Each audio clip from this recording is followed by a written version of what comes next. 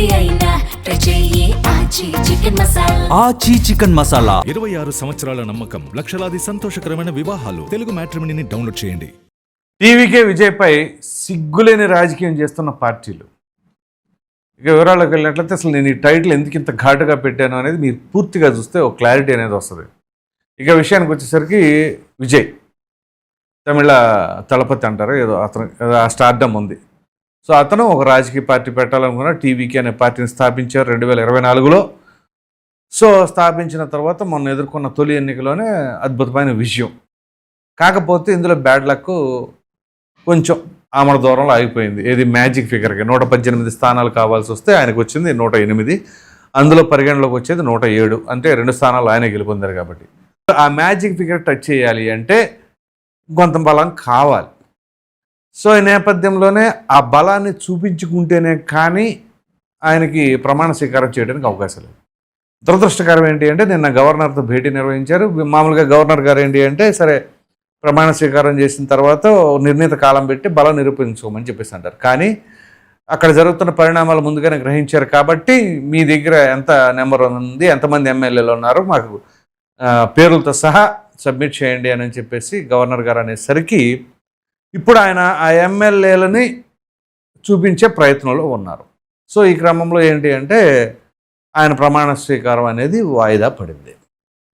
చూడండి, ప్రజల్లో అత్యధిక శాతం మంది టీవీకే విజయ్ కావాలి అని కోరుకుంటున్నారు బలంగా. మరి అటువంటి తరుణంలో ఆయా రాజకీయ పార్టీలు ఏం చేయాలి?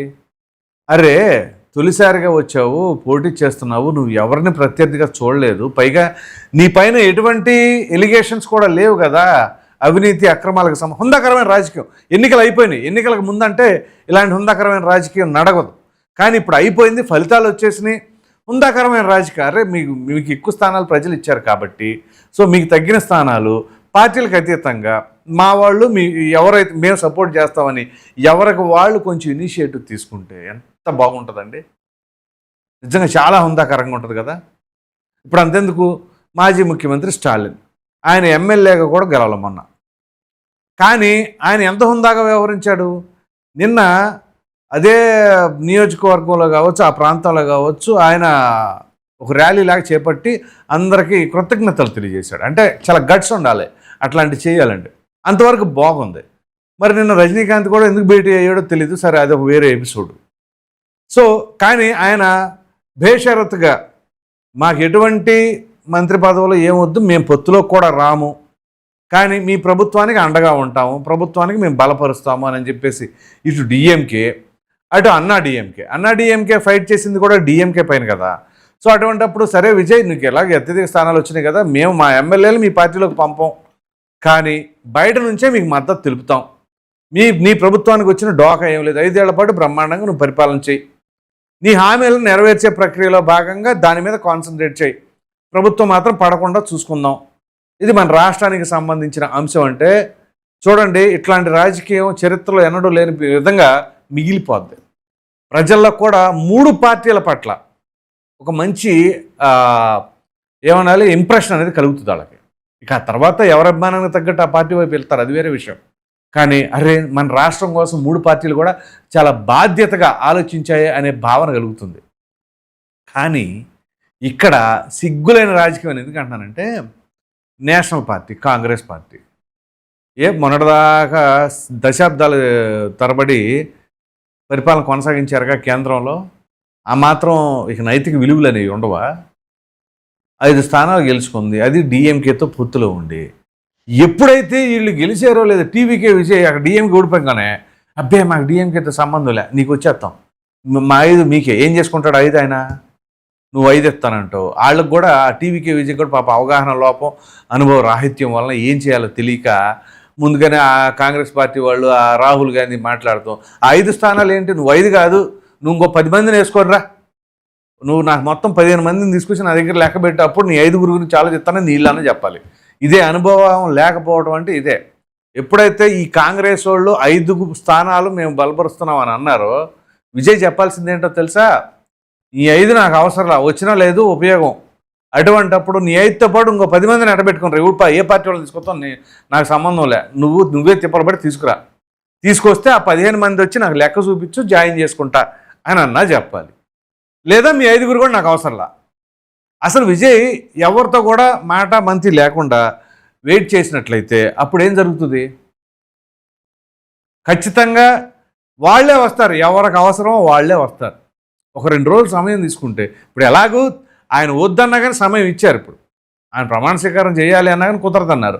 సో అదేదో ముందే ఆయన కాస్త వెయిట్ చేస్తూ ఉంటే అప్పుడు ఆ రాజకీయ పార్టీలు ఎవరు ముందుకు వచ్చేవాళ్ళు ఏంటో అనేది తెలుస్తుంది. ఇది ఎలా ఉంటే ఏఐడిఎంకే, అన్నాడీఎంకే వాళ్ళు మొత్తం మీద 169 స్థానాల్లో, అంటే కూటమిగా ఉన్నారు, 169 స్థానాల్లో మాత్రం వాళ్ళు పోటీ చేసి అందులో 101 స్థానాల్లో డిపాజిట్లు గల్లంతైనాయి. సరే, ఆ గెలుపొందిన వాళ్ళు ఉన్నారు. ఈ గెలుపొందిన వాళ్ళు మరలా నిన్న భేటీ. ఆ భేటీలో ఏంటి? షణ్ముఖ వర్గం, పళనిస్వామి వర్గం. ఈ షణ్ముఖ వర్గం ఏమంటున్నారంటే, మేమందరం కలిసి డైరెక్ట్గా విజయ్ దగ్గరికి వెళ్ళిపోతాం, 35 మంది చీలికలేనని చెప్పేసి అన్నారు.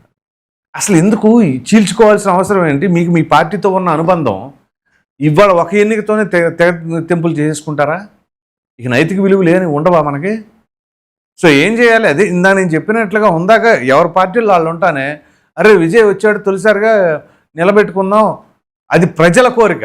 అది మీరు చెప్పాలంటే ప్రజలకు కూడా కన్విన్స్ చేయొచ్చు. మెజారిటీ ప్రజలు విజయ్ని ఆహ్వానించారు కాబట్టి సో మేము కూడా విజయ్కి ఆ విధంగా మద్దతు తెలుపుతున్నాం. అందు గురించే మన రాష్ట్రం కోసమే కదా ఆయన ఇచ్చిన హామీలు నెరవేర్చుకోవాలి. ఆయన ఇచ్చిన హామీలు ఆషామాషి హామీలు కాదు. ఇప్పుడు హామీలు నెరవేర్చుకోవాలంటే తలప్రాణం తోక్కొస్తుంది. దానికి ఏం చేయాలి? ఇప్పుడు కేంద్రంలో ఉన్న బీజేపీ పెద్దలు వాళ్ళ ప్రయత్నాలు వాళ్ళు చేస్తారు. ఎవరికి వాళ్ళు ఎవరు తగ్గట్లేదండి. ఇప్పుడు ఆ కేంద్రంలో ఉన్న బీజేపీ ఏం చేస్తుంది? ఏఐఏడిఎంకే ఉంది కదా, సరే ఇప్పుడు ఏఐఏడిఎంకే నుంచి ఎమ్మెల్యేలను చీల్చుకొని వచ్చేదానికంటే బేషరతుగా వాళ్ళు వచ్చినా లేదా కొన్ని షరతులు పెడతారు. ఖచ్చితంగా బేషరతుగా రావడం అనేది ఇంపాసిబుల్ అండి. సో ఏదో మంత్రి పదవిలో ఏవో చెప్తారు. ఈ మంత్రి పదవులు చెప్పిన తర్వాత ఈయన కూడా అప్పుడు కండిషన్లు పెట్టుకోవాలి. నాకు కేంద్రం నుంచి ఈ విధంగా కావాలి, ఈ విధంగా కావాలి అని చెప్పేసి సహాయ సహకారాలు అందించాలి అని చెప్పేసి ఈయన కండిషన్లు పెట్టుకో. ఆ రకంగా చేస్తే ఏమైనా రాష్ట్ర ప్రజలకి న్యాయం చేసిన వాళ్ళు అవుతారు. ఇది ఎలా ఉంటే కమ్యూనిస్టులు సిపిఐకి 2, సిపిఎంకి 2 వాళ్ళు ఎక్కడున్నారో డిఎంకే పొత్తులో ఉన్నారు. నిన్న పొద్దున వరకు కూడా మేము మద్దతు తెలుపుతామని ఆలాపేస్తాడనగా సాయంత్రం అయ్యేసరికి మరి ఏమైందో తెలియదు. లేదు మేము డిఎంకేతోనే ఉంటాం, డిఎంకేతో ఉంటాం. అసలు ముందు పుస నోరు జాటం ఎందుకు, మళ్ళీ తర్వాత ఇలా వెనక్కి తీసుకోవడం ఎందుకు, అసలు ఏం చేస్తున్నారు ఏంటి? ఇక్కడ ఏఐఏడిఎంకేకి విజయ్ వెళ్ళటానికి ఎంత స్కోప్ ఉందో ఆ స్కోప్ ఉండనీయకుండా, అంటే ఈ వీళ్ళు లెఫ్ట్ పార్టీలు కాబట్టి లెఫ్ట్ పార్టీలు ఏం చేయాలి? రైట్ సైడ్ వెళ్ళనీయకుండా విజయ్ని కావాలి అంటే వీళ్ళు ఏం చేయాలి? లెఫ్ట్ పార్టీలు వచ్చిన అవకాశాన్ని ఉపయోగించుకోవాలి. అది కాంగ్రెస్ నుంచి తీసుకెళ్తారా, ఇంకొకళ్ళు తీసుకెళ్తారా? ఇప్పుడు కాంగ్రెస్ కూడా మా దగ్గర 5గురు ఉన్నారు అని చెప్పేసి చేతులు దులిపేసుకొని నేను నా ఇది ఇస్తా అంటాం కాదు. ఈ ఉభయ కమ్యూనిస్టులు సిపిఐ 2, సిపిఎం 2, ఇంకో 4 ఎక్కడోసారి మేము పోగేసుకొస్తామండి, ఏదో తిప్పలు పడదామని చెప్పేసి అని అన్నా అంటే బీజేపీకి అవకాశం లేకుండా చేసి వీళ్ళు ఉపయోగించుకోవాలి. బీజేపీ అన్నా సరే అలా కాదు ఇలాగని చెప్పి బీజేపీ అంత తేలిగ్గా వాళ్ళు ఎందుకు వస్తారు, వాళ్ళు ఏం చేస్తారంటే డిక్టేట్ చేస్తూ ఉంటారు. అదే ఇప్పుడు అక్కడ ఎవరున్నారు, సరే అయితే మనం ఏదో ఒకటి చేద్దామని చెప్పేసి వ్యూహరచన అన్నమాట. ఇప్పుడు అది ఈ షణ్ముఖ వ్యూహం ఏంటి? ఆ టీవీకే అన్నా డిఎంకేలో ఉన్న షణ్ముఖ అనే వర్గం ఇప్పుడు అది షణ్ముఖ వ్యూహమా? ఏం చేస్తారు? నాకు తెలిసి అయితే ఒకవేళ ఇప్పుడు ఏదైనా సరే ఈ అతుకు బతుకు వ్యాపారంగా 10 మందిని కన్విన్స్ చేయాల్సి వస్తుంది. కమ్యూనిస్టులు, కాంగ్రెస్, వాళ్ళు వీళ్ళు, అదేదో ఉంది ముస్లిం లీగ్, ఇండియన్ యూనియన్ ముస్లిం లీగ్ ఏదో ఉంది, IUML అని చెప్పేసి. సో వాళ్ళు ఒకరో ఇద్దరు ఉన్నారు వాళ్ళు. సో ఇప్పుడు వీళ్ళందరినీ కన్విన్స్ చేసే బదులు ఆ ఏఐఏడిఎంకే వాళ్ళు పట్టుకుంటే ఒకళ్ళని కన్విన్స్ చేస్తే అయిపోద్దిగా. మరి ఏ ఆప్షన్ తీసుకుంటారో తెలీదు. కానీ మొత్తం మీద గందరగోళ వాతావరణం. కానీ విజయ్ని మాత్రం ప్రశాంతంగా ఉండనిరండి, ఇది మాత్రం పక్క. విజయ్ని ఇప్పుడు ప్రమాణ స్వీకారం చేయడానికే 30 తిప్పలు పెడుతున్నారు. రేపు ఒకవేళ అతుకు బతుకులతో వాళ్ళతో వీళ్ళతో కలిసి ఏదైనా అధికారం చేపట్టినా తుమ్మితే ఊడిపోయే ముక్కులాగానే ఉంటుంది పరిస్థితి. క్షణక్షణం భయం. ఏ క్షణంలో ఎవరి నుంచి ఎటువంటి ఇబ్బందులు వస్తాయో తెలియదు, ఎటు ముప్పు పొంచి ఉంటుందో తెలియదు. ఎందుకంటే వీళ్ళందరూ మామూలు జగజ్జట్టిలా కరుడు కట్టిన మామూలు రాజకీయ నాయకులు కాదు వీళ్ళందరూ కూడా. వాళ్ళందరూ ముందు పాపం ఒక విధంగా చెప్పాలి అంటే విజయ్ పసికోన. ఈ పసికోనకి ప్రజలందరూ ఆ పసికోనే కావాలి అంటే, కానీ వీళ్ళందరూ మామూలుగా కాదు, డక్క మొక్క తిన్న బ్యాచ్ వీళ్ళందరూ. ఇటు స్టాలిన్ బ్యాచ్ కానీ, ఇటు ఏఐఏడిఎంకే కానీ, అటు కమ్యూనిస్టులు కానీ, కాంగ్రెస్ కానీ, వీళ్ళందరూ ఏంటి అంటే ఇదిగో ఇట్లాంటి వాటి కోసం మేము ఎదురు చూస్తున్నాం, అస్థిరంగా ఉన్నటువంటి నెంబర్ ఎప్పుడు వస్తుందా, ఆ అవకాశాన్ని వాడేసుకుందాం అని చెప్పేసి అని కూడా ఎదురు చూస్తూ ఉంటారనమాట. సో అటువంటి పరిస్థితుల్లో ఇప్పుడు ఇంకా ఇంకో విచిత్రమైన విషయం ఏంటి అంటే కొన్ని చోట్ల ఆ కథనాలు కూడా చూస్తున్నా. విజయ్కి షాక్ ఇస్తున్న డిఎంకే, ఏఐడిఎంకే వీళ్ళిద్దరు కలిసి అంట. ఇది ఎంత దౌర్భాగ్యమో తెలుసా? ఒకవేళ పొరపాటున కానీ అందులో ఏదైనా వాస్తవం ఉంది అంటే డిఎంకేకి, ఏఐడిఎంకేకి రెండిటికి సమాధులు వాళ్ళంతకు వాళ్లే కట్టుకున్నట్టు ఖచ్చితంగా. ఒకవేళ విజయ్ కోసం కనుక వీళ్ళిద్దరు ఏకమయ్యారంటే అధికారంలోకి రానియకుండా ఇక డిఎంకేని, ఏఐఏడిఎంకేని ఇక తమిళ రాజకీయాల్లో శాశ్వతంగా మర్చిపోవచ్చు. ఇంకో రెండు కొత్త పార్టీలను పెట్టుకోవడానికి అవకాశం ఉండదు, అంత స్కోప్ వస్తుంది. ఎందుకంటే ఈ రెండు కనుమరుగైపోతాయి. ఇక ఒకవేళ వాళ్ళిద్దరు కనుక ఆ రకమైన దాన్ని ఏ రాజకీయం అంటారో కూడా తెలియదు ఇక. ఎందుకంటే ఉప్పు నిప్పులాగా ఉండేవాళ్ళు కూడా అలా బలేలాగా కలిసిపోయారంటే ఏది విజయ్ కోసం, మళ్ళీ అది కూడా విజయ్ కోసం, ఓ పర్పస్ లేదు, ఏం లేదు, విజయ్ కోసమే. ఇక అలా కనుక చేస్తే చెప్తున్నా కదా, ఇక పాతాళం. ఇక్కడ వైసీపీ పరిస్థితి ఇక వాళ్ళకి కూడా ఇక అంతే, గట్టిగా మాట్లాడాలంటే. సో ఇక్కడ వైసీపీ, టీడీపీ కలిస్తే ఎట్లా ఉంటుంది? ఆ రెండు పార్టీలు ఇక మూసేసుకోవటమే. ఇక టీడీపీ, వైసీపీ కలిస్తే ఎలా ఉంటుందో అక్కడ డిఎంకే, ఏఐఏడిఎంకే కలిస్తే కూడా అంతే ఉంటుంది. కాబట్టి అలాంటి పరిస్థితుల్లో ఇట్లాంటి తుచ్చమైన రాజకీయాలకు కనుక పాల్పడితే రాజకీయాల్లో ఇక ఎవరికి మనుగడ అనేది ఉండదు. కానీ పాపం విజయ్ మరి ఎలా తట్టుకుంటాడో ఈ ఘటికులందరినీ కూడా ఏంటి అనేది తెలియాలి అంటే మనం కొంత సమయం వేచి చూడాలి. మరి చూద్దాం, ఆయన సరైన నిర్ణయం తీసుకోవాలి. ముఖ్యంగా తమిళ ప్రజలకి, ఆ రాష్ట్ర ప్రజలందరూ కూడా ఆయన ఇచ్చిన హామీలు నెరవేర్చేలాగా మంచి జరగాలని చెప్పేసి అయితే కోరుకుందాం. మరి ఆయన ఎటువంటి నిర్ణయం తీసుకుంటారో ఏంటో చూద్దాం. ఈ వీడియో పైన మీ అభిప్రాయం ఏంటి అనేది కామెంట్లో తప్పకుండా తెలియచేయండి. Thank you.